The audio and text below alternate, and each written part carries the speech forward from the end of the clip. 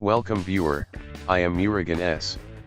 This video tutorial describes how to restore factory default settings for MS Office Word. Type regedit in Windows search bar. Right-click Run as administrator. Click and expand HKey current user.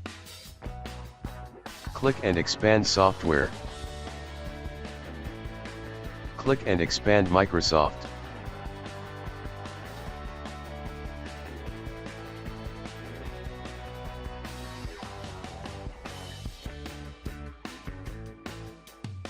Click and expand Office. Click and expand 16.0.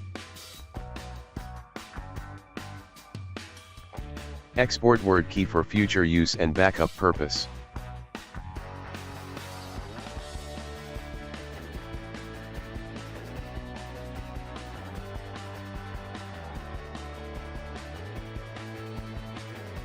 Delete Word key. Click Yes to continue. Close and exit Registry Editor.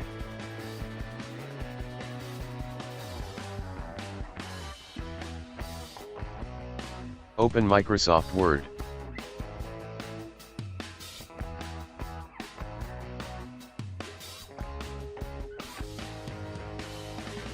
I hope this video tutorial helps to you.